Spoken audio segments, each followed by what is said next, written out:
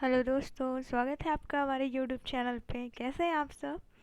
तो आइए दोस्तों, आज हम स्पेक्ट्रम मॉडर्न हिस्ट्री के जो कि यूपीएससी प्लस अनदर एग्जाम्स जितने भी होते हैं वनडे एग्जाम्स, उन सब में वन लाइनर में क्वेश्चंस आते हैं। लेकिन आज हम आपको डिटेल में कुछ चीज़ें बताएंगे, जैसे कि रोलेट एक्ट क्या था और सत्याग्रह क्या था रोलेट एक्ट के अगेंस्ट में, और क्या था कि जलियांवाला बाग मैसेक्रे, जो कि आप लोगों ने बहुत ज़्यादा सुना होगा कि ये हमारे हिस्ट्री का एक ब्लैक डे था उस दिन।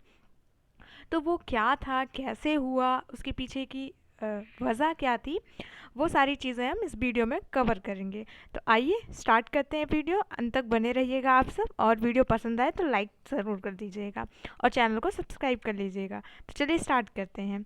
क्या है कि सत्याग्रह अगेंस्ट द रोलेट एक्ट। तो सबसे पहले हम सत्याग्रह के पहले हम ये समझ लेते हैं कि रोलेट एक्ट क्या था। ठीक है, तो रोलेट एक्ट का बैकग्राउंड समझते हैं कि क्या था, कैसे आया और इसमें क्या कमियां थी कि इसके अगेंस्ट इतना ज़्यादा प्रोटेस्ट हुआ था। तो क्या था कि रोलेट एक्ट जो था वो एक मॉन्टेगू चेम्सफॉर्म रिफॉर्म्स आया था, उसके जस्ट 6 महीने पहले, 6 मंथ बिफोर, क्या हुआ कि दो बिल जो थे वो इम्पीरियल लेजिस्लेटिव काउंसिल में क्या हुए कि इंट्रोड्यूस किए गए। वो बिल क्या थे? अच्छा हाँ, वो तो जो बिल, दो बिल इंट्रोड्यूस किए गए थे लेजिस्लेटिव काउंसिल में, जो कि इम्पीरियल लेजिस्लेटिव था। लेकिन उनमें से एक जो बिल था वो विड्रॉ हो गया, वो पास नहीं हो पाया था। बट जो सेकेंड था वो क्या था कि वो Indian regulation act, defence of Indian regulation act 1915 जो था वो पास्ड हुआ 1919 मार्च में। उसमें क्या हुआ कि जो एनार्कल और रिवर्सनरी क्राइम्स होते थे उसके अगेंस्ट में वो बिल पास हुआ था। इस रोलेट एक्ट में क्या था कि जैसे कि जो हमारे इंडियन मेंबर्स हैं वो प्रोटेस्ट करते हैं ब्रिटिशर्स के अगेंस्ट में, उनके रूल्स के अगेंस्ट में, कि वो बहुत ज़्यादा क्या कर रहे हैं, टैक्स इम्पोज कर रहे हैं, पीजेंट उनसे परेशान है। तो इन सब में वो क्या करते थे, सेल्फ रूल के लिए वो क्या करते थे, डिमांड करते थे और वो पीसफुली प्रोटेस्ट करते थे। तो क्या हुआ कि जैसे कि आप लोगों ने सुना होगा अहमदाबाद मिल स्ट्राइक हुआ था, खेड़ा सत्याग्रह हुआ था। तो ये सारी चीज़ें हो गई थी रोलेट एक्ट के पहले। तो क्या हुआ कि अंग्रेज़ों को लगा कि जो है फर्स्ट वर्ल्ड वार एंड हो गया था, और फर्स्ट वर्ल्ड वार में अंग्रेज़ों ने कहा था कि अगर आप हमारा साथ देंगे, अगर इंडियंस हमारा साथ देंगे वर्ल्ड वॉर में, हमारे थ्रू लड़ाई करेंगे हमारे साइड से, तो क्या करेंगे हम इंडियंस को जो है वार के एंड में, जब वार ख़त्म हो जाएगा, उसका एंड हो जाएगा, तो हम इंडियंस को क्या करेंगे, सेल्फ रूल दे देंगे। ठीक है, बट क्या हुआ कि वार जब ख़त्म हुआ, वार जब एंड हुआ वार का, तो अंग्रेज़ अपने वादे से मुकर गए। वो तो प्रॉमिस किए थे कि सेल्फ रूल देंगे, बट वो सेल्फ रूल देने के मूड में थे नहीं। वो तो बस उनको ज़रूरत थी तो उन्होंने प्रॉमिस कर लिया था। लेकिन जब वार एंड होता है तो वो अपने प्रॉमिस से मुकर जाते हैं और वो क्या करते हैं, इंडियंस को कुछ भी देने के मूड में नहीं होते हैं। ठीक है, तो क्या हुआ कि इंडियंस को बहुत गुस्सा आया कि अरे हमने तो वार में इनका साथ दिया, इन ब्रिटिशर्स का, अपना खून पसीना बहाया, जो है पता नहीं कितने लोगों की डेथ हुई थी इस वार में इंडियंस में। तो इंडियन के अंदर बहुत गुस्सा था। तो वो क्या करते थे, पीस, तब भी गुस्सा उनके अंदर बहुत था, फिर भी जो गांधी जी थे उनका एक क्या था, उनकी एक आइडियोलॉजी थी कि नॉन, जो थी मतलब अहिंसा थी, नॉन वायलेंस की, जो उनकी एक आदर्श था, उनका एक विचार था, वो सब में दिखाई देता था। तो गांधी जी कहते थे ठीक है आप प्रोटेस्ट करिए ब्रिटिशर्स के अगेंस्ट, बट जो प्रोटेस्ट होना चाहिए वो नॉन वायलेंस पे होना चाहिए, बिल्कुल वायलेंस नहीं होना चाहिए। तो लोग उनकी बात बहुत अच्छे से मानते थे। क्यों मानते थे? क्योंकि गांधी जी इसके पहले जब अहमदाबाद मिल स्ट्राइक हुआ था और जो खेड़ा सत्याग्रह था उसमें गांधी जी ने नॉन वायलेंस का यूज़ करते हुए जो है बहुत अच्छे से लोगों को उनका हक दिलाया था। गांधी जी की जीत हुई थी इन सारे प्रोटेस्ट में। तो लोगों को गांधी जी पे विश्वास था कि हाँ, नॉन वायलेंस के अकॉर्डिंग जो है हम बहुत कुछ पा सकते हैं, क्योंकि गांधी जी ने ये दो चीज़ों में प्रूफ करके दिखाया था। तो लोग नॉन वायलेंस के अकॉर्डिंग जो थे प्रोटेस्ट करते थे। बट क्या हुआ कि अंग्रेज़ों को लगा कि ऐसे अगर ये ऐसे ही प्रोटेस्ट करते रहे, सड़कों पे ऐसे ही उतरते रहे, तो क्या होगा कि हमें सेल्फ रूल इनको देना ही होगा। तो अंग्रेज़ इंडियंस को रोकने के लिए एक वही बिल लेके आते हैं, जिस बिल का नाम रोलेट एक्ट हम आपको बता रहे हैं। रोलेट एक्ट में क्या था कि जैसे कि इस एक्ट में क्या था कि जो जो इंडियंस होंगे उनको क्या होगा कि एक सेडिशन कॉन्स्पिरेसी थी, मतलब कि इस रोलेट एक्ट के थ्रू अगर कहीं पे भी इंडियंस प्रोटेस्ट कर रहे हैं तो क्या होगा कि उनको जो है पकड़ के जेल में डाल दिया जाएगा, बिना उनको ये वजह बताए कि उनको जेल में क्यों डाला जा रहा है, या फिर उनको बिना किसी ट्रायल के मतलब अपना पक्ष रखने का भी मौका नहीं मिलेगा उनको जेल में। और ऐसी जगह लेके उनको जाया जाएगा जहाँ अननोन हो, जहाँ किसी को पता नहीं हो। ठीक है, तो ये था। तो लोगों को गुस्सा आया कि अरे हम तो पीसफुली प्रोटेस्ट कर रहे हैं, आप ऐसे कैसे, मतलब हम लोगों को ऐसे ही बिना बताए आप जो है जेल में डाल देंगे, वो भी 2 साल के लिए ऐसे ही, और कोई ट्रायल भी नहीं होगा, विदाउट ट्रायल आप डाल देंगे जेल में ऐसे ही। और क्या होगा कि जो न्यूज़पेपर्स थे और जगह जगह पे उन सब चीज़ों को भी बैन कर दिया, कहा कि नहीं ऐसे कुछ भी नहीं होगा। तो क्या था कि ये था रोल एक्ट। ठीक है, फिर इसके बाद क्या हुआ कि अब रोल एक्ट के अगेंस्ट, अब भाई ऐसे ही लोगों को पकड़ के अगर आप जेल में डालेंगे बिना किसी कारण के, उनको बिना किसी वजह के, या फिर वजह उनको बताएंगे नहीं, वो तो पीसफुली प्रोटेस्ट कर रहे हैं, लेकिन अगर आप उनको पीसफुली प्रोटेस्ट भी करने से रोक रहे हैं तो उसके अगेंस्ट तो भाई एक सत्याग्रह होगा ही। तो गांधी जी ने एक सत्याग्रह लॉन्च किया जिसको फर्स्ट मास स्ट्राइक भी कहा जाता है, जो कि रोल एक्ट के अगेंस्ट में लॉन्च हुआ था। अब ये क्या था, जो सत्याग्रह लॉन्च हुआ था ये कैसे था, ये चूंकि जो रोलेट एक्ट था इसको गांधी जी ने ब्लैक एक्ट कहा है। क्यों कहा है वो आपको मैंने बता ही दिया।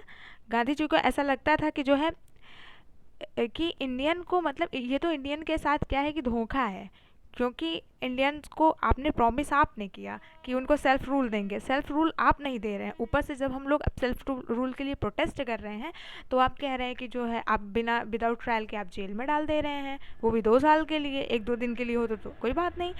तो इसलिए गांधी जी ने कहा कि नहीं, ये नहीं चल पाएगा। अगर हम कोई क्राइम करें तब आप हमें पनिश करिए, बट बिना क्राइम के, विदाउट क्राइम के पीसफुली प्रोटेस्ट के लिए आप पनिश करेंगे तो ये गलत है।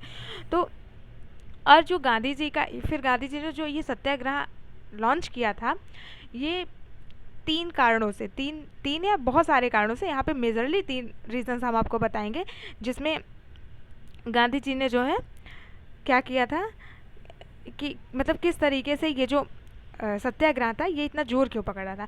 क्योंकि अब तक गांधी जी ने अहमदाबाद मिल स्ट्राइक और खेड़ा सत्याग्रह में ये प्रूफ कर दिया था कि एक नॉन वायलेंस के अकॉर्डिंग अगर मास इकट्ठा हो जाए तो हमें क्या है कि सेल्फ रूल मिलना तय है। और यहाँ तक गांधी जी का मूड बन गया था कि अब हमें सेल्फ रूल नहीं, फुल इंडिपेंडेंस चाहिए है। तो क्या था कि अब तक लोगों को एक डायरेक्शन मिल गई थी, लोग डायरेक्शन फाउंड कर चुके थे कि उनको कैसे नॉन वायलेंस के बेस पे जो है सेल्फ रूल से हट करके फुल इंडिपेंडेंस लेनी है।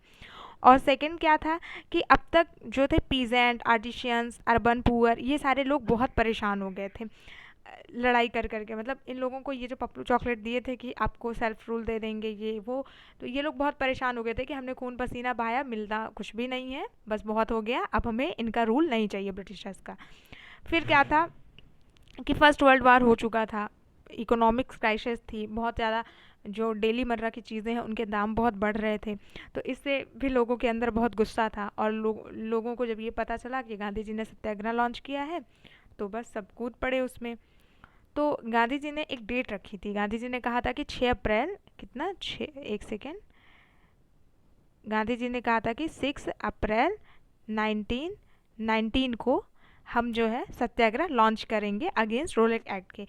बट क्या हुआ कि लोगों के अंदर इतना गुस्सा था कि लोग उस दिन का वेट नहीं कर पाए, और उससे पहले ही जगह जगह पे जो है एंटी ब्रिटिशर्स डिमॉन्स्ट्रेशंस होने लगे, जैसे कलकत्ता में, बॉम्बे में, दिल्ली में, अहमदाबाद में और बहुत सारे, स्पेशली पंजाब में।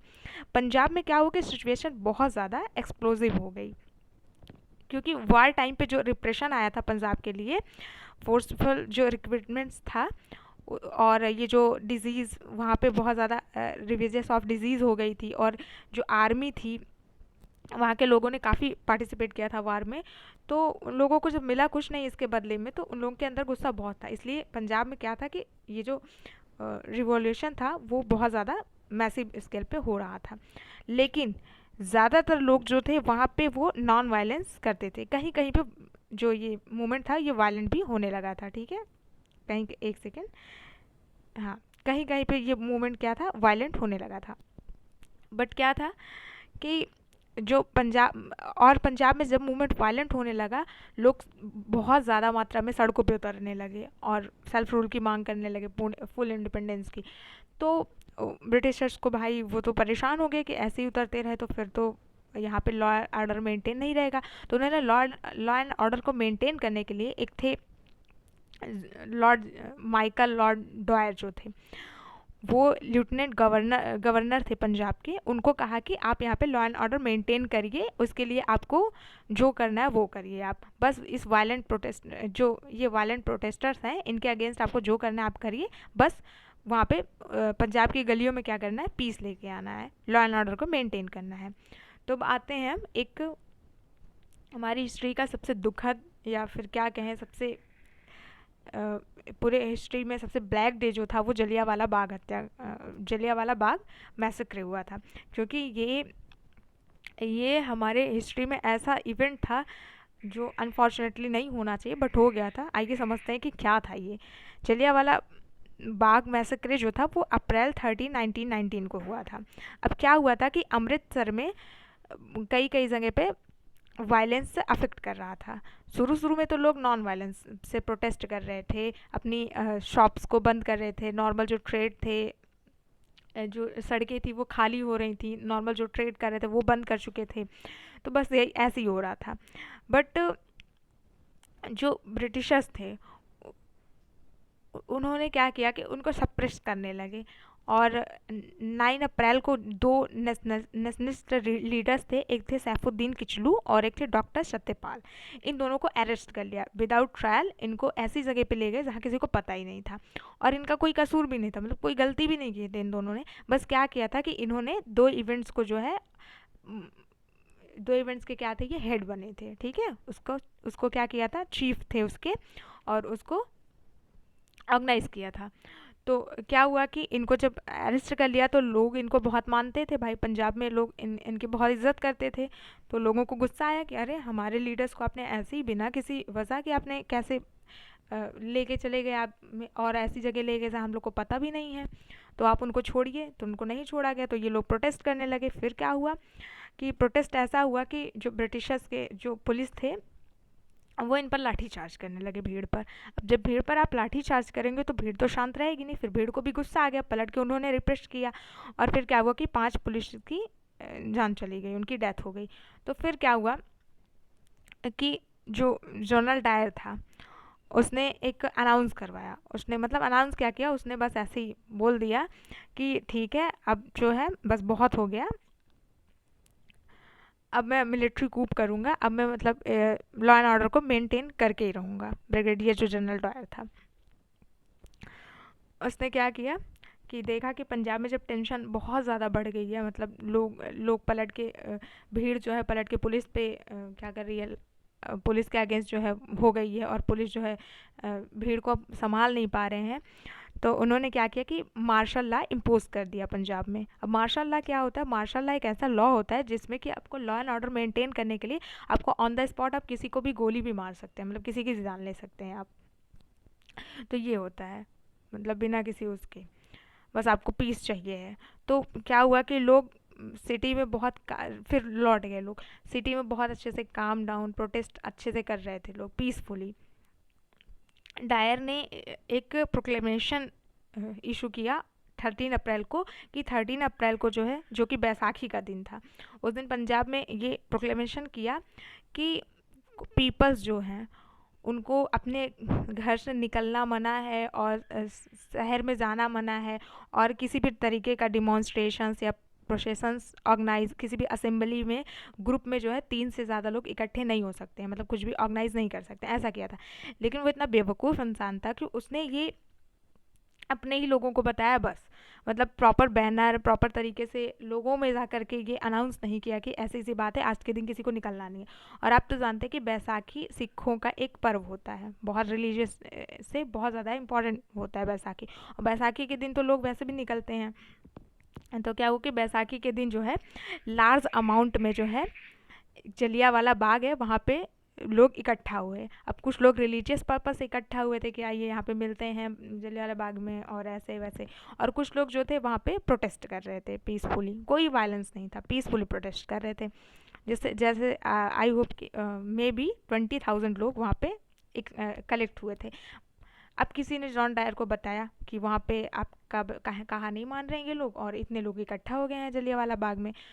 ब्रिगेडियर जो जनरल डायर था, बस वो वहाँ पे पहुँचा, उसने देखा कि अरे ये लोग मेरी बात नहीं मान रहे। अब जॉन डायर जो है इतना बेवकूफ़ इंसान था कि उसको सबसे पहले तो वहाँ पहुँचने के बाद लोगों को एक बार इन्फॉर्म कर देना चाहिए कि हमने आपको मना किया था और आप निकले हैं, तुरंत चले जाइए, नहीं तो आप पे मतलब आपके साथ तो कुछ भी हो सकता है। अगर उसने ऐसा किया होता तो लोग वहाँ से निकल लेते, लेकिन उसने बिना किसी को बताए हुए एग्जिस्ट पॉइंट पे जाके, जैसे मान लीजिए ये है और ये यहाँ पे, एक सेकंड, जैसे कि ये मान लीजिए एक ही गेट है और लोग ये बाग के अंदर हैं लोग, तो वो गेट पे गया और गेट को चारों तरफ से घेर करके बस तड़ातड़ गोलियां चलाने लगा। अब जब गोलियां चलाने लगा तो यहाँ पे एक कुआं था, कुछ लोग तो अपनी जान बचाने के लिए उस कुएं में गिर गए और मर गए, और बहुत सारे लोग जो है ऑन द स्पॉट उनकी डेथ हो गई। तो ये हमारी हिस्ट्री में एक ब्लैक डे था। तो ये था जलियांवाला बाग मैसेक्रे।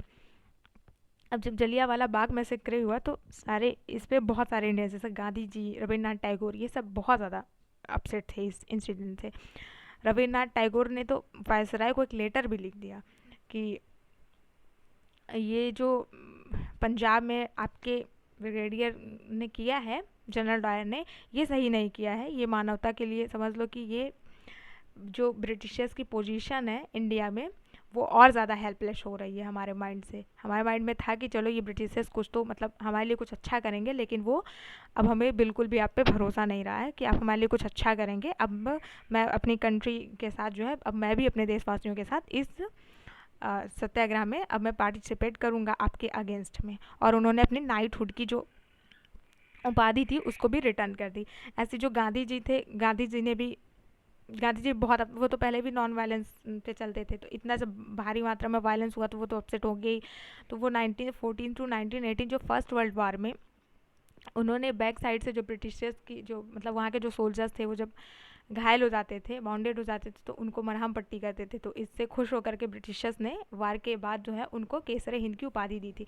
तो गांधी जी जब ये जलियांवाला बाग मैसेक्रे हुआ तो उन्होंने केसरे हिंद की उपाधि भी लौटा दी, बोला रखो अपने पास, अब हमको आपका दिया हुआ कुछ नहीं चाहिए। और गांधी जी ने कॉल किया लोगों को कि अब जो है अब कुछ नहीं होगा, अब सीधा आप लोग जो है प्रोटेस्ट करिए, अब ब्रिटिशर्स के अकॉर्डिंग अब इनका रूल हमको नहीं चाहिए, अब हमें सेल्फ रूल चाहिए ही नहीं, अब हमें फुल इंडिपेंडेंस ही चाहिए। तो ये था हमारा जलियांवाला बाग मैसेक्रे। नेक्स्ट पे चलते हैं हम। इसके बाद the Hunter committee of inquiry. अब ये हंटर कमिटी ऑफ इंक्वायरी क्या है?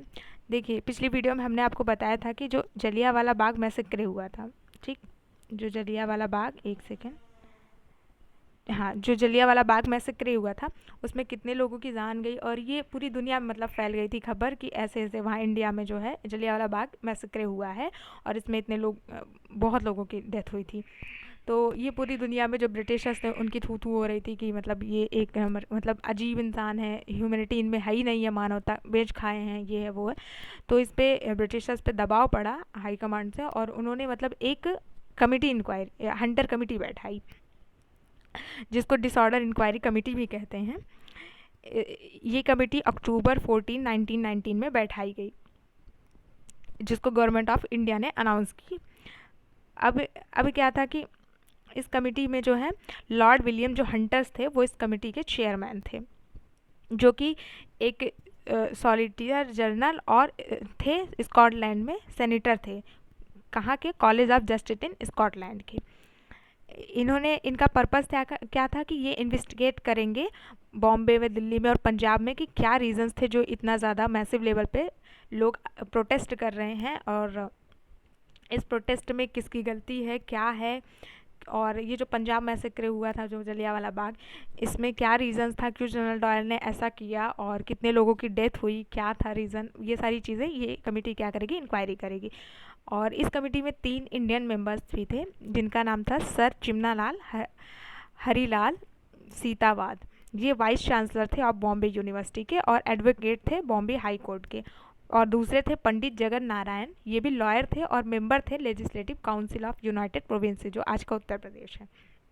और थर्ड मेंबर थे सरदार साहिबजादा सुल्तान अहमद खान, ये थे लॉयर थे ग्वालियर स्टेट के।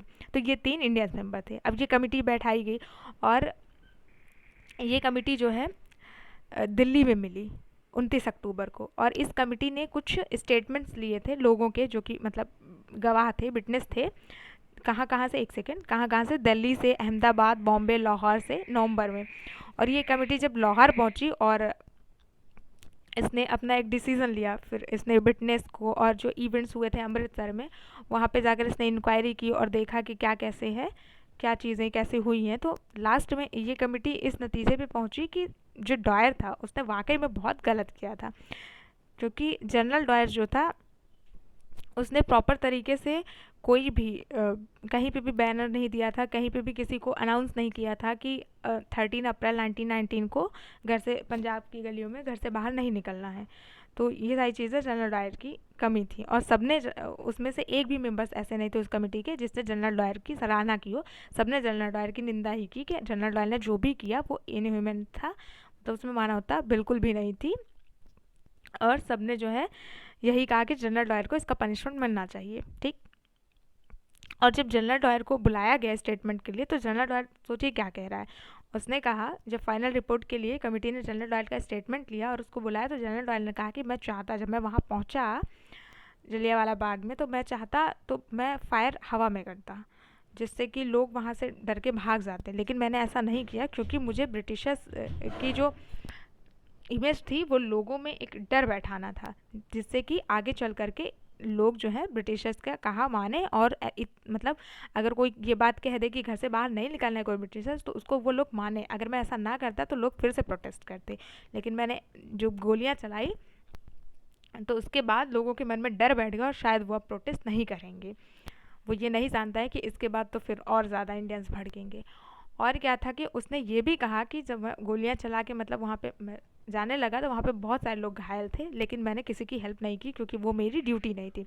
अब सोचिए, ये एक इंसान है और एक इंसान घायल पड़ा हुआ है, तो वो उसकी हेल्प नहीं करेगा, ये इसकी ड्यूटी नहीं है। इसने कहा कि मुझे बस ये कहा गया था कि पंजाब में किसी भी तरीके से पीस, लॉ एंड ऑर्डर को मेनटेन करना है, तो मैंने बस वही किया, प्रोटेस्ट को दबाया मैंने, और उसके लिए मुझे जो कुछ भी करना पड़ा वो मैंने किया। तो ये जॉन डायर का स्टेटमेंट था। अब सोचिए किस टाइप के थे ये ब्रिटिशर्स। तो ये था। और फिर क्या हुआ कि अब ये जो हंटर कमेटी ऑफ इंक्वायरी की बैठाई गई, इसकी जो रिपोर्ट सबमिट की गई, उससे मतलब वहाँ पे जो इंग्लैंड में लोग बैठते थे, उनमें से कुछ लोग जो थे वो जॉन डायर के अगेंस्ट में बोले, वो भी ये माने कि जॉन डायर ने जो भी किया इंडिया में वो गलत किया और उसको अपनी पोस्ट से डिसमिस कर देना चाहिए। लेकिन कुछ लोग जो थे वो अपर हाउस के जो थे इंग्लैंड के, वो जॉन डायर के अगेंस्ट में ना होकर जॉन डायर के साथ थे। वो बोलते थे कि ठीक है, जॉन डायर को डिसमिस किया गया, तो उन्होंने क्या किया कि उसके लिए पैसे इकट्ठे किए। 13 पाउंड पैसे इकट्ठे हुए थे। आज की डेट में अगर लिया जाए तो 1 pound is equal to 100 rupees, तो 13 पाउंड मतलब आज का 30-40 हज़ार होगा। सोचिए उस टाइम का 30-40 हज़ार, इतने पैसे उसकी हमदर्दी में इकट्ठे हुए थे।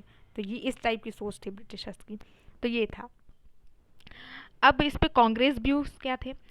तो इंडियन नेशनल जो कांग्रेस थे, उन्होंने एक नॉन ऑफिशियल कमेटी अपॉइंट की इसके लिए कि ये जो हुआ है जलियांवाला बाग मैसेक्रे, ये मतलब कि सही हुआ है गलत हुआ है इस पे।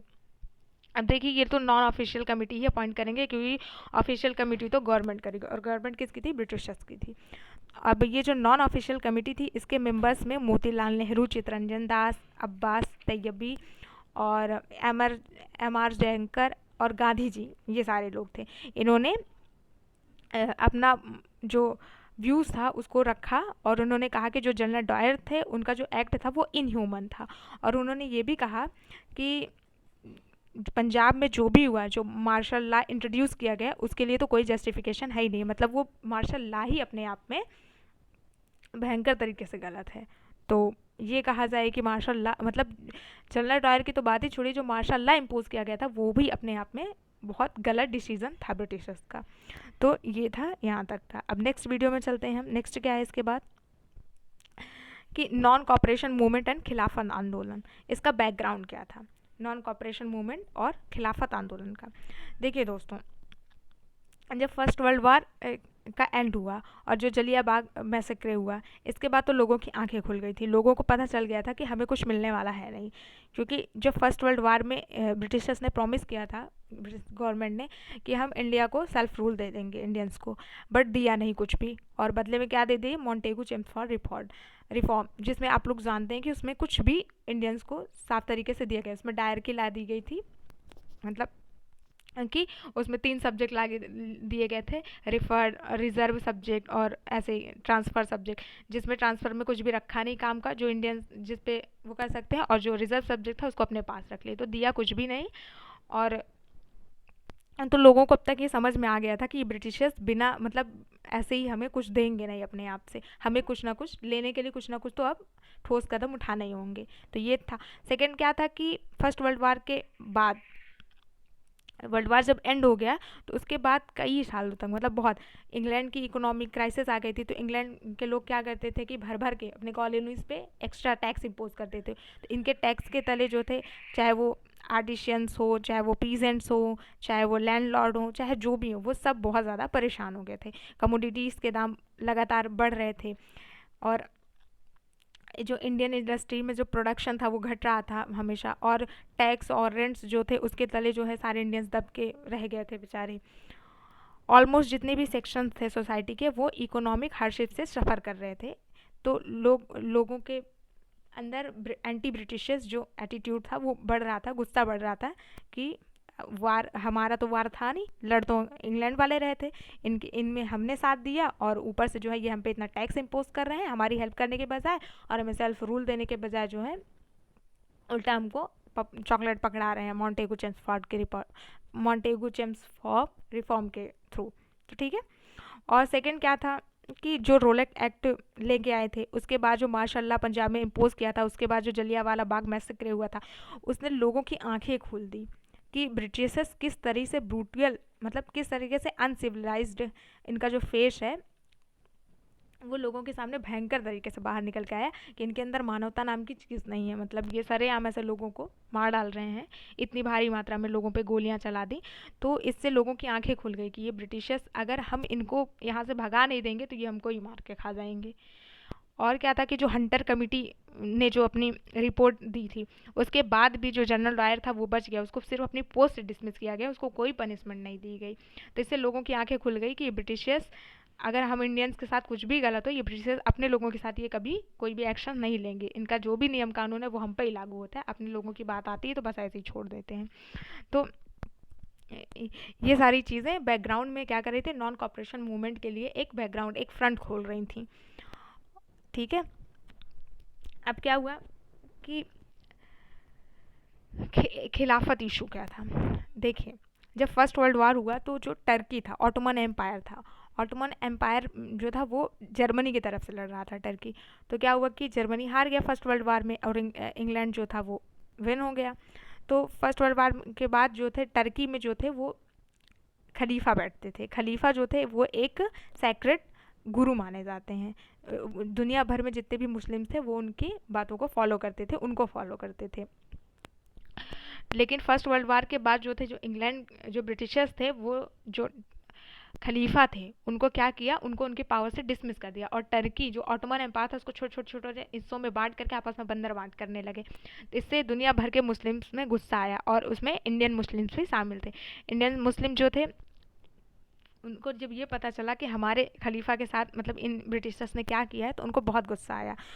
उन्होंने वो सड़कों पे उतर आए, उन्होंने वो डिमांड करने लगे कि जो हमारे खलीफा हैं आप उनको उनकी पावर से डिसमिस मत करिए, और अगर आपने उनको उनकी पावर से डिसमिस किया तो उनको एक प्रॉपर टेरिटरी दीजिए जहाँ पे वो अपना अपना सेल्फ रूल कर सकें, और प्लस जो हमारे सैक्रेड प्लेसेस हैं उनको आप मतलब हमारे जो खलीफा हैं उन्हीं के अंडर में, उन्हीं के कंट्रोल में रहने दीजिए। लेकिन ये ब्रिटिशर्स सुनने वाले कहाँ थे, ये तो लड़ी इसीलिए रहे थे, फर्स्ट वर्ल्ड वार लड़े ही इसीलिए थे ताकि इनको बहुत ज़्यादा टेरिटरीज मिल जाएं, और ये काफ़ी उस पर टैक्स इम्पोज करके जो है आपस में बांट लें। तो ये कहाँ सुनने वाले थे, जब ये नहीं सुने तो ये एक खिलाफत इशू जो था इंडियन मुस्लिम्स में उमड़ने लगा, लोग प्रोटेस्ट पे उतर आए। और जब ये प्रोटेस्ट पे उतर आए तब गांधी जी को लगा कि यही टाइम है। उन्होंने क्या किया, नॉन कॉपरेशन मूवमेंट जो प्रोग्राम था उसको खिलाफत इशू के साथ मिला करके जो हिंदू मुस्लिम लोग थे, उन दोनों को कॉल दी कि इन ब्रिटिशर्स के खिलाफ अब जो है प्रोटेस्ट करिए आप इनके अगेंस्ट, ये ऐसे कुछ देने वाले नहीं। नवंबर 1919 में जो थे ऑल इंडिया खिलाफत कॉन्फ्रेंस हुई दिल्ली में, जिसमें क्लियरली जो खिलाफत लीडर थे उन्होंने टर्की के लिए फेवरेबल कंडीशंस मांगी, बट ये ब्रिटिशर्स वाले तो कुछ देने वाले थे ही नहीं। फिर गांधी जी ने नॉन कॉपरेशन डिक्लेयर कर दिया अगेंस्ट गवर्नमेंट के उस पर। अब क्या हुआ कि कांग्रेस स्टैंड क्या था खिलाफत क्वेश्चंस पे, देखिए कांग्रेस में कुछ लोग थे जैसे कि बाल गंगाधर तिलक जी थे, जिनको लग रहा था कि ये जो हिंदू मुस्लिम यूनिटी थी, देखिए दोस्तों 1857 के बाद जो हिंदू मुस्लिम यूनिटी दिखी कि अगर किसी मूवमेंट में सबसे ज़्यादा, तो वो नॉन कॉपरेशन मूवमेंट में दिखी। क्यों दिखी? क्योंकि इसमें खिलाफत इशू इन्वॉल्व कर दिया गांधी जी ने। खिलाफत इशू जो था वो मुस्लिमों से रिलेटेड था, उनको अपने खलीफा के लिए, मतलब वो इंडिया के उसमें कोई आज़ादी के लिए बात नहीं थी, उसमें खलीफा के लिए बात थी, उसमें खिलाफत इशू था, वही बताया मैंने आपको, टर्की वाला इशू था। तो इससे मुस्लिम्स अंग्रेज़ों के खिलाफ बहुत नाराज़ थे और उनके अंदर बहुत गुस्सा था। और जो लोग थे वो तो ब्रिटिशर्स के खिलाफ वैसे ही परेशान थे, इकोनॉमिक क्राइसिस थे और जो ये जलियांवाला बाग मैसेक्रे हुआ था, तो इसलिए जो था हिंदू मुस्लिम जो यूनिटी थी ब्रिटिशर्स के खिलाफ वो इस फ्रंट पे अच्छे से दिखी थी नॉन कॉपरेशन मूवमेंट के टाइम पे। अब क्या हुआ कि इसमें कांग्रेस क्या था, कांग्रेस को पता चल गया था, मतलब कांग्रेस पहले जो कांग्रेस के मेंबर्स थे वो ये मानते थे कि हम जो भी करेंगे ब्रिटिश के खिलाफ प्रोटेस्ट वो कॉन्स्टिट्यूशनल बेस होना चाहिए, मतलब कि प्रे पिटिशंस पे होना चाहिए। पत्र लिख लिख के भेजते थे वायसराय को कि ऐसे ऐसे हैं हमारे इंडिया में, मतलब आप हमें सेल्फ रूल दीजिए, ये करिए हमारे लिए, वो करिए। अब आप जानते हैं कि अब इनको ये पता चल गया था कि ये ब्रिटिशर्स करेंगे कुछ नहीं जब तक कि हम लोग कुछ ना करें, क्योंकि जब हंटर कमेटी की रिपोर्ट आई थी उस पर जो जॉन डायर को बिल्कुल पनिश नहीं किया गया था उसके लिए, तो इन लोगों को पता चल गया कि ये ब्रिटिशर्स जो हैं हमारे लिए कुछ भी करने वाले नहीं है। तो कांग्रेस भी खिलाफत इशू पे मुस्लिमों का साथ देने लगी और खिलाफत इशू में खुलकर सपोर्ट किया कांग्रेस ने। अब क्या हुआ कि मुस्लिम लीग ने भी कांग्रेस का सपोर्ट किया क्योंकि इसमें खिलाफत इशू इन्वॉल्व था। अब आते हैं नेक्स्ट, क्या है कि द नॉन कॉपरेशन एंड खिलाफत मूवमेंट कैसे फैला। ठीक है, ये मूवमेंट कैसे जो है इतनी उसमें फैला। इसमें क्या था कि इसमें क्या था कि धीरे धीरे जैसे गांधी जी ने जब कॉल दी कि मूवमेंट नॉन वायलेंस होना चाहिए, तो इसमें बहुत सारे, मतलब उस टाइम पे बहुत सारे स्टूडेंट्स जो थे वो जो है गांधी जी की बात मान करके जो ब्रिटिश कॉलेज थे उनको छोड़ दिया, और उस समय पे 800 नेशनल स्कूल और कॉलेज ओपन किए गए। ठीक है, जिनको ये जो एजुकेशनल इंस्टीट्यूट थे इनको ऑर्गेनाइज मतलब किया गया बहुत सारे लोगों की लीडरशिप में, जैसे आचार्य नरेंद्र देव थे, चित्तरंजन दास थे, लाला लाजपत राय थे, जाकिर हुसैन थे, सुभाष चंद्र बोस जी थे, जो कि प्रिंसिपल बने नेशनल कांग्रेस के कलकत्ता में। ठीक है, और इसमें जामिया मिलिया जो था अलीगढ़ में वो भी इन्वॉल्व था, काशी विद्यापीठ, गुजरात विद्यापीठ और बिहार विद्यापीठ, ये सारे इस 800 national school and college involve हुए थे। इसमें बहुत सारे लॉयर ने अपना पार्टिसिपेशन दिया, जैसे कि जवाहरलाल नेहरू जी थे, मोतीलाल नेहरू जी थे, चित्तरंजन दास थे, सी राजगोपालचारी थे, सैफुद्दीन किचलू थे, वल्लभ भाई पटेल जी थे, अशरफ अली जी थे, टी प्रकाशन थे और राजेंद्र प्रसाद जी थे। बहुत सारे लोगों ने वो फंड भी दिया, और इसमें तिलक जी ने स्वराज के लिए, मतलब आज़ादी के लिए जो है फंड इकट्ठा किया, जिसमें उस टाइम पे 1 करोड़ रुपीज़ जो है कलेक्ट हुए थे। तो आप समझ सकते हैं कि लोग कितना ज़्यादा लालायित थे आज़ादी के लिए। ठीक है दोस्तों, फिर इसमें इस तरीके से ये मूवमेंट जो है बहुत मैसिव स्केल पे फैला। इसमें महिलाओं ने भी पार्टिसिपेट किया, उनको भी अब एक फ्रंट मिलने लगा कि अब वो भी, मतलब उनको पहले ये कहा जाता था कि बच्चे संभालिए घर, लेकिन उनको भी जलियांवाला बाग मैसेक्रे के बाद उनको ये रियलाइज़ हुआ कि नहीं, ये जो ब्रिटिशर्स हैं ये हमारे लिए ठीक नहीं है, मतलब ये कभी भी किसी को भी मार सकते हैं। तो सब लोगों ने मिल करके कंबाइंड फ्रंट खोला ब्रिटिशर्स के खिलाफ। और ब्रिटिशर्स परेशान क्यों हुए इस मूवमेंट से? क्योंकि इसमें हिंदू और मुस्लिम जो थे वो एक कंबाइंड फ्रंट दे रहे थे ब्रिटिशर्स को। पीपल का क्या रिस्पॉन्स था इसमें, मिडिल क्लास का क्या? देखिए, जो ज़्यादातर मिडिल क्लास के लोग थे वो बहुत ज़्यादा इस मूवमेंट में इन्वॉल्व नहीं हुए, मतलब बहुत ज़्यादा गांधी जी की कॉल को सीरियस नहीं लगा। गांधी जी ने कहा कि आप पिकेटिंग करिए, जो लिक्वर्स हैं, मतलब शराब की दुकान पे, और ये जो हाई कमोडिटी, जो हाई प्राइस में कमोडिटीज़ दे रहे हैं, इन पे बट लोगों ने सोचा कि गांधी जी तो अभी भी मतलब 5-6 साल हुए थे गांधी जी को इंडिया आए हुए, तो लोग कहे अरे ये 5-6 साल ही अभी हुए इस गांधी को इंडिया आए हुए, और ये इंडिया का बाप बना फिर रहा है जो है, हम इसकी बात क्यों माने जो है।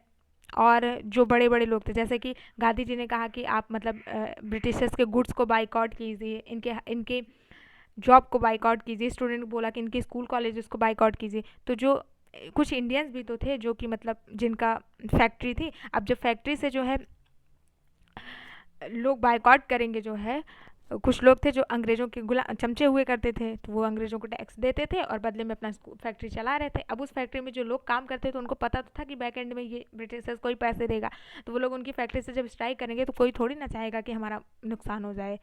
तो इसलिए कुछ लोग जैसे कलकत्ता, बॉम्बे, मद्रास में गांधी जी की बातों को जो है कुछ एलिट जो पॉलिटिशियंस थे उनका रिस्पॉन्स जो था वो बहुत लिमिटेड था, ठीक है। और जो बिजनेस क्लास थे उनका भी मैंने आपको बताया कि जो इकोनॉमिक बाइकआउट था उसको कुछ इंडियन बिजनेस के ग्रुप ने किया, लेकिन कुछ ने अपने बेनिफिट के लिए जो है गांधी जी को, गांधी जी की बात का ये जो स्वदेशी वाला यूज़ ऑफ स्वदेशी था इसको उतना ज़्यादा एम्फेसाइज नहीं किया था, सॉरी मतलब उतना ज़्यादा जो है उसमें मतलब उनका एक अपनापन नहीं दिखा था, ठीक है। और क्या था, पीजेंट्स होते, जो पीजेंट्स थे वो गांधी जी का भरपूर सपोर्ट करते थे, क्योंकि पीजेंट्स जो थे वो इतना परेशान हो गए थे टैक्स से, रेंट दे दे करके, कि वो तो चाहते ही थे कि बस कोई हमें डायरेक्शन दे और हमें पता है कि हमें करना क्या है और हम कूद पड़े करने के लिए। और स्टूडेंट्स जो थे वो भी बहुत ज़्यादा एक्टिवली पार्टिसिपेट किए इस मूवमेंट में। थाउजेंड्स ऑफ स्टूडेंट ने जो है गवर्नमेंट स्कूल को लेफ्ट कर दिया, कॉलेज को लेफ्ट कर दिया और नेशनल जो स्कूल और कॉलेज थे उनको ज्वाइन कर लिया। क्यों? क्योंकि अब कहीं ना कहीं सबको पता चल गया था कि ब्रिटिशर्स हमें बिना कुछ किए देने वाले नहीं है सेल्फ रूल या फुल इंडिपेंडेंस।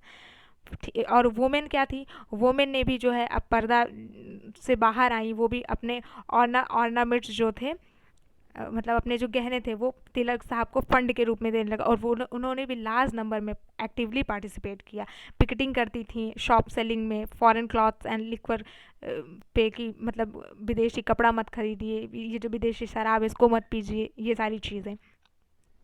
तो हिंदू मुस्लिम जो यूनिटी थी वो एक मैसिव स्केल पे इस मूवमेंट में आई। इसके बाद फिर कभी देखने को इतनी अच्छे से नहीं मिलती है जितना नॉन कॉपरेशन मूवमेंट के टाइम पे देखने को मिली थी।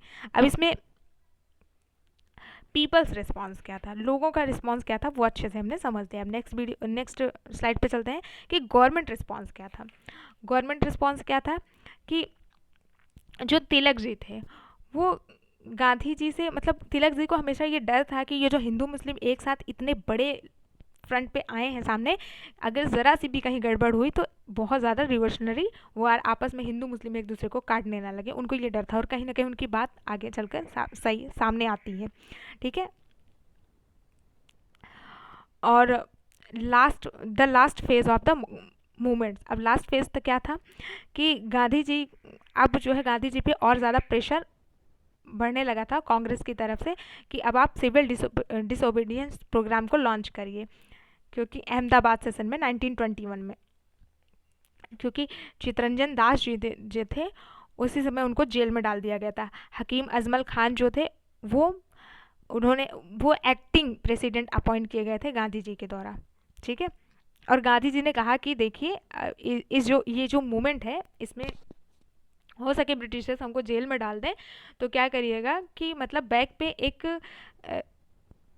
एक प्रॉपर लीडर्स तैयार होने चाहिए कि अगर इनको जेल में डाल दिया जाता है तो उनके बाद कमान कौन संभालेगा, मतलब ये मूवमेंट रुकना नहीं चाहिए।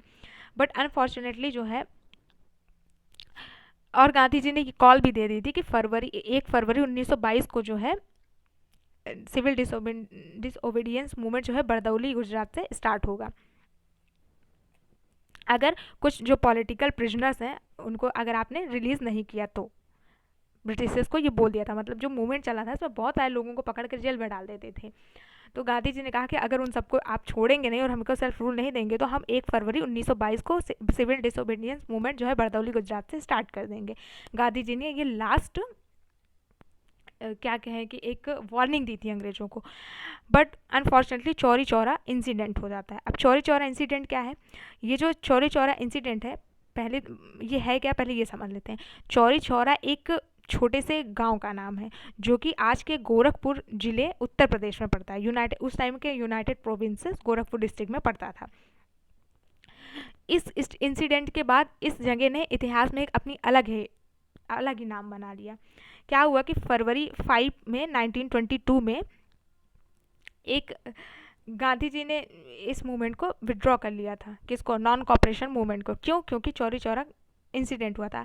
फरवरी 5 1922 में विड्रॉ कर लिया था। क्यों विड्रॉ किया था, क्या इंसिडेंट था, ये समझते हैं। इसमें क्या था कि कुछ जो पुलिस थे उन्होंने कुछ लीडर्स को बहुत मारा। क्यों मारा? क्योंकि वो वॉलंटरी कैंपेन कर रहे थे अगेंस्ट लिक्वर सेल और हाई फूड प्राइस के लिए। अब बताइए, वो नॉन वायलेंस के तहत जो है सिर्फ कैंपेनिंग कर रहे हैं, किसके? अगेंस्ट लिक्वर सेल और हाई फूड प्राइस के रहे हैं। लेकिन इस पर भी क्या किया कि पुलिस वालों ने उनको बहुत ज़्यादा मारपीट दिया। अब जब उनको मारपीट दिया तो जो क्राउड थी वो वहाँ पुलिस स्टेशन में आके प्रोटेस्ट करने लगी। अब जब प्रोटेस्ट करने लगी तो पुलिस ने उन पर लाठीचार्ज कर दिया और लोगों को आ गया गुस्सा। अब भाई, अगर आप किसी को बेवजह कोई प्रोटेस्ट कराए पीसफुली, जब आपने गलत किया है तो आपके अगेंस्ट, तो आप उसको मार क्यों रहे? आपको समझाना चाहिए। अब मार दिया तो लोगों को आ गया गुस्सा और लोगों ने क्या किया, पूरे पुलिस स्टेशन में आग लगा दी, जिसमें 20 जो पुलिसमैन थे वो जल करके पूरा पुलिस स्टेशन जल गया और उसमें वो भी जल गए। गांधी जी को जब इस बात की खबर लगी तो गांधी जी बहुत दुखी हुए, क्योंकि उनका जो मेन ऑब्जेक्टिव था वो नॉन वायलेंस पे ही रिलेटेड था।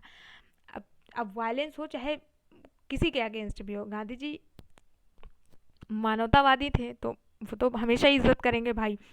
तो गांधी जी को जब ये बात पता चली तो उन्होंने इमीडिएट जो है मूवमेंट को विड्रॉ कर लिया, क्योंकि गांधी जी को लगा कि अगर अभी मूवमेंट को विड्रॉ नहीं किया गया तो ऐसे नॉन वायलेंस कहीं भी नहीं रहेगा और वायलेंस हर जगह भड़कने लगेगा, और वायलेंस जब एक बार ज़्यादा हो गया तो फिर उसको रोक पाना मुश्किल होगा। फिर क्या हुआ कि कांग्रेस वर्किंग कमेटी बुलाई गई बरदौली में फरवरी 1922 में, और इन सारी एक्टिविटीज़ को जो कि लॉ को ब्रेक कर रहे थे और जो कॉन्स्ट्रक्टर वर्क थे उन सब को क्या किया, बंद किया गया। ठीक है। अब गांधी जी ने इस मूवमेंट को क्यों विड्रॉ किया ये तो हमने आपको बता दिया। ठीक है। अब इवैल्यूएशन कैसे हुआ था खिलाफत और नॉन कॉपरेशन मूवमेंट का, ये समझ लेते हैं। क्या हुआ कि जो मूवमेंट था वो अर्बन मुस्लिम और जो अर्बन मुस्लिम थे वो भी इस नेशनल मूवमेंट में पार्टिसिपेट किए थे उसी टाइम पे। क्यों किए थे? क्योंकि उनका अपना एक रिलीजियस सेंटीमेंट जुड़ा हुआ था। और ऐसा नहीं कि सारे मुस्लिम सिर्फ रिलीजियस सेंटीमेंट से ही थे, मतलब कुछ मुस्लिम्स ऐसे थे जो वाकई में स्वराज के लिए भी लड़ रहे थे। क्या हुआ कि जो मुस्लिम का सेंटीमेंट्स था उसको मैनिफेस्ट किया गांधी जी ने, और इस मूवमेंट को बहुत ज़्यादा स्प्रेड किया वाइडर पे। एंटी इम्पीरियलिस्टिक फीलिंग से भर गया जो नेशनल लीडर्स थे, बट उसको वो बढ़ा नहीं पाए रिलीजियस पॉलिटिकल कॉन्साइंस पे। जैसे कि लोगों का रिलीजियस मैटर था, जैसे मुस्लिम का, तो मुस्लिम के अंदर जो इंडियन नेशनल कांग्रेस थी वो ये सेंटीमेंट नहीं डाल पाई कि मुस्लिम को, मतलब उनके अंदर ये नहीं, जैसे कि जो अंग्रेज़ थे उनको ये बात पता चल गई थी कि ये हिंदू मुस्लिम जो यूनिटी है ये हमारे लिए बहुत ख़तरनाक है, तो वो जा के लोगों को भड़काते थे मुस्लिम लीग के मेंबर्स को कि देखिए ये हिंदू जो है पार्टी है ये आपके लिए कुछ भी नहीं करेगी, आपको बायकॉट कर देगी एक दिन, मतलब ऐसा वैसा, तो उनको भड़काते थे। तो ये जो इंडियन नेशनल कांग्रेस थी ये मतलब उनके अंदर एक अपनापन का वो भाव नहीं डालने में असमर्थ रही थी। ठीक है दोस्तों, तो ये था यहाँ तक। अब इससे रिलेटेड कुछ क्वेश्चंस कर लेते हैं। नंबर 1 क्वेश्चन क्या है कि which of the following was a characteristics Montagu as a preventive murder. मतलब मॉन्टेगू का जो कैरेक्टरिस्टिक था प्रिवेंटिव मर्डर का, निम्नलिखित में किस चीज़ को कहा जाता है? Killing of INS activist, Jallianwala Bagh massacre, shooting of the Mahatma, shooting of the Curzon valley. तो निम्नलिखित में से कौन सा कैरेक्टरिस्टिक है मॉन्टेगू का जिसको प्रिवेंटिव मर्डर भी कहते हैं? तो वो है Jallianwala Bagh massacre. Option number 20 right answer. Next चलते हैं, नेक्स्ट चलते हैं। क्या है कि the name of the famous person of India who return knighthood conferred of him by the British government as a token of protest against the atrocities in Punjab in the 1990 wars. मतलब कि British government को जो knighthood की जो उपाधि थी उसको किस फेमस पर्सन ने रिटर्न कर दी अगेंस्ट जो 1919 में पंजाब में जो प्रोटेस्ट के अगेंस्ट जो था एक एट्रोसिटीज थी, मतलब किस इंसिडेंट में और किसने किया था। तो मैंने आपको वीडियो में भी, पिछले वीडियो में बताया भी आपको कि जब जलियांवाला बाग मैसेक्रे हुआ था तो उसमें रविन्द्रनाथ जो टैगोर जी थे उन्होंने अपनी नाइटहुड की जो उपाधि थी उसको जो है ब्रिटिश गवर्नमेंट को रिटर्न कर दी थी वायसराय को एक लेटर लिख करके, और कहा कि इस मैसेक्रे के बाद अब मैं भी जो है प्रोटेस्ट करूंगा आपके अगेंस्ट में। और गांधी जी ने कौन सी उपाधि अपनी रिटर्न कर दी? पंजाब केसरे, केसरे हिंद की, सॉरी। तो option number C is right option. Next चलते हैं, एक सेकेंड, नेक्स्ट चलते हैं। Which one of the following aroused a wave of popular indignation led to massacre by the British at Jallianwala Bagh. निम्नलिखित में से किस एक्ट के थ्रू ब्रिटिश ने जो जलियांवाला बाग मैसेक्रे किया था उसको जो है किस एक्ट के अगेंस्ट में हुआ था वो, मतलब जो ये प्रोटेस्ट कर रहे थे तो वो किस उस पर हुआ था? आपको पिछली वीडियो में बताया था, रोलेट एक्ट पे, जिसपे इतना बवाल हुआ था। नेक्स्ट चलते हैं। During the for Indian freedom struggle why did Rowlatt Act arose popular indignation. मतलब जो रोलेट एक्ट के अगेंस्ट पे जो इंडियन फ्रीडम स्ट्रगल था वो इतना ज़्यादा क्यों भड़का था, मतलब क्यों, ऐसा क्या कमी थी रोलेट एक्ट में जिससे कि लोग इतना ज़्यादा मैसिव स्केल पे उसके अगेंस्ट प्रोटेस्ट कर रहे थे, क्यों इतना पॉपुलर था? तो क्या था कि ये it curtailed the freedom of religion, ये तो रॉन्ग हो। It suppress the Indian traditional education, नहीं। It authorise the government to imprison people without trial, it curb the trial union activities. तो इसका option number C is right option. It authorise the government to imprison people without trial. मैंने आपको बताया था कि roulette act के through जो था जो इंडियंस मेंबर्स थे अगर वो कहीं प्रोटेस्ट कर रहे हैं तो उनको विदाउट ट्रायल 2 साल के लिए क्या होगा, जेल दे दी जाएगी। तो ये था, इसी के अगेंस्ट भी लोग इतना ज़्यादा प्रोटेस्ट कर रहे थे। नेक्स्ट है, बस यहीं तक है। तो ठीक है दोस्तों, आज के लिए बस इतना ही था। मिलते हैं फिर नेक्स्ट वीडियो में, तब तक के लिए जय हिंद।